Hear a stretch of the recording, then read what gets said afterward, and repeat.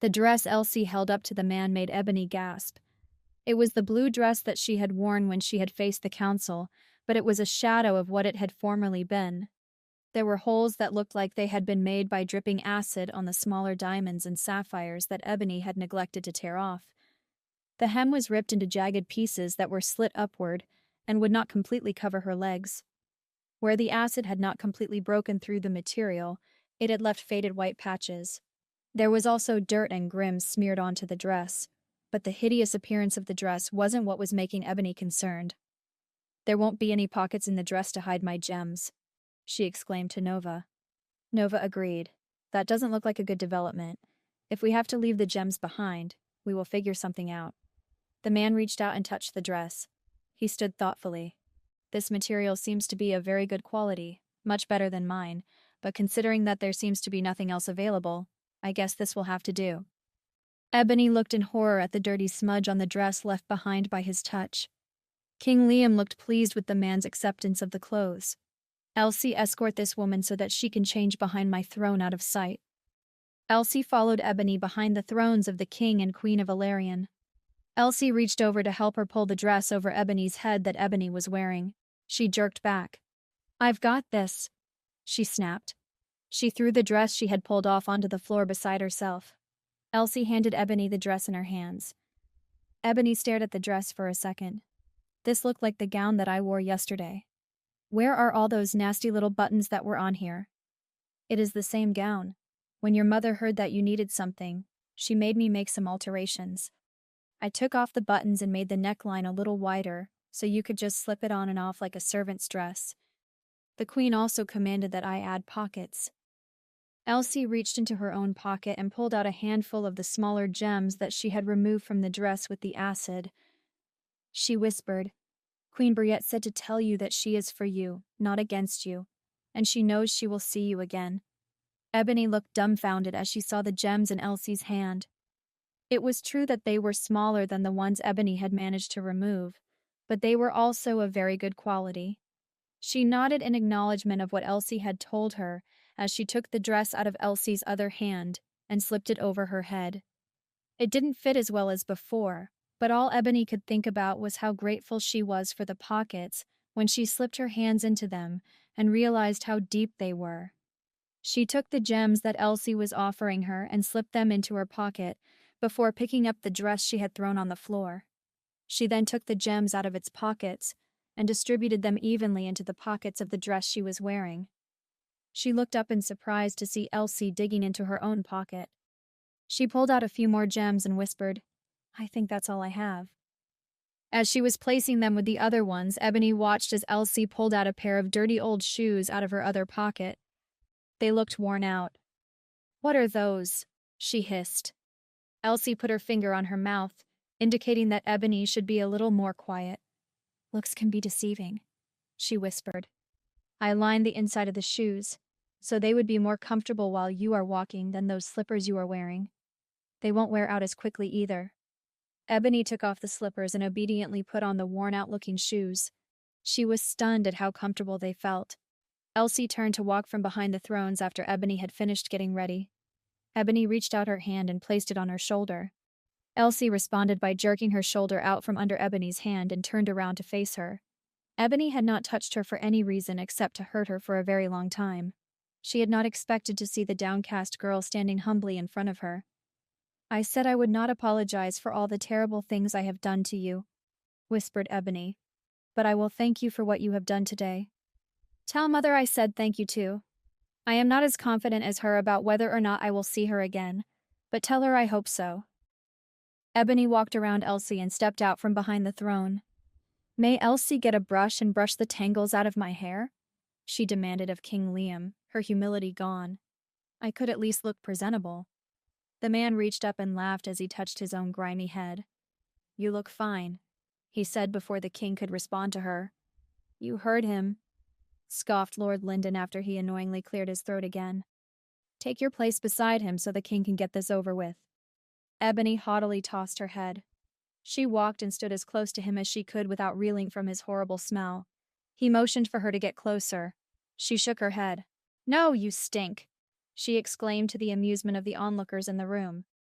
King Liam stepped down one of the 3 steps to get closer to the couple to perform the nuptials after the snickering and giggles of the nobles had quieted. He started to step down one more time but didn't once he got a whiff of the odor that Ebony had just complained about. Ebony watched her father and smirked. "Such a suitable mate you have found me," she said sarcastically. King Liam's face turned bright red. He ignored her. "Today we have gathered to witness the joining of these 2 people in holy matrimony. I am the one who is honored to perform this ceremony." "And an honor it is," snarked Ebony. Lord Lyndon eyed Ebony angrily. "If you interrupt the king one more time, the council will convene after the ceremony and charge you with insubordination. We will unanimously agree to have you publicly lashed before you leave the castle." Ebony scoffed but held her tongue. She wasn't worried about being lashed. Nova would have her healed before she walked through the castle gates. She also wanted to remind Lord Lyndon that he had forgotten to clear his throat before he spoke. Technically, she wouldn't be interrupting the king.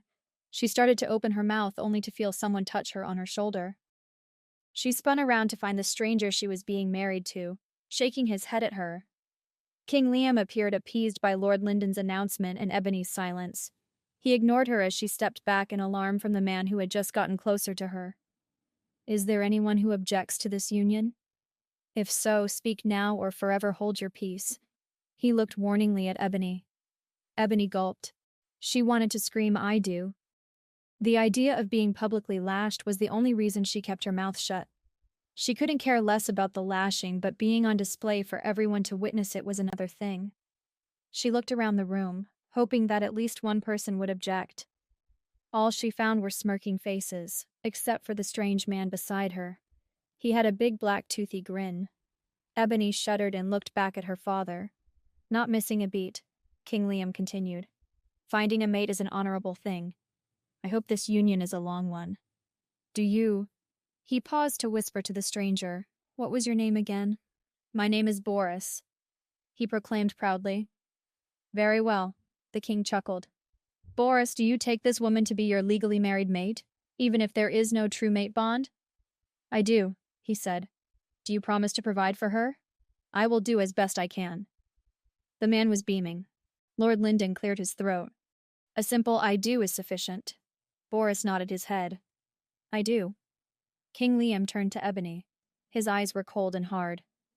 "Do you take this man to be your legally married mate, even if there is no true mate bond?" His eyes brokered no refusal. Ebony hung her head in defeat. She appeared submissive, but inside she was seething. "This weak, pathetic man is not going to live through the night if I have anything to do about it." Nova sighed. "We will see," answered the king. "He is getting impatient." Ebony raised her head.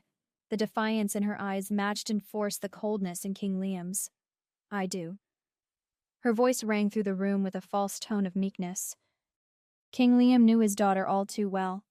He didn't care what happened to this man once they left the castle walls. He just wanted her out of the gates. "Do you promise to submit and obey this man for the rest of your life?" A sly grin touched Ebony's lips that only King Liam could see. "I will do as best I can." She mimicked the man beside her. Lord Lyndon cleared his throat. "I do," she said quickly before she had to hear his irritating voice again. King Liam stepped backwards onto the platform. "By the authority of myself, King Liam Bynum Firestorm of Valerian, I decree that Boris and Ebony are legally mated before the witness in this room. As it has been witnessed that I personally perform this union, it cannot be undone by anyone less than another king. Lord Lyndon, would you please remind the former princess of the consequences if she does not obey the judgment set before her by the council yesterday?" Boris stuttered. "The former princess." He looked at Ebony in dismay. "No one informed me I was being mated with a princess. I thought she was a thief or something." Lord Lyndon cleared his throat. "I hope your dragon is strong enough to handle hers, so they will agree to mate eventually," he said dryly. "You do have a dragon?" He mocked, knowing full well that his dragon had told him the stranger's dragon seemed weak. "I do have a dragon." "Your Royal Highness, could you please undo this?" Boris pleaded to King Liam. Ebony laughed. This man was going to be easy to rid herself of. Lord Lyndon cleared his throat again. This union is legal and binding and will not be undone. Ebony, are you aware of the consequences if you ever show up to this castle again?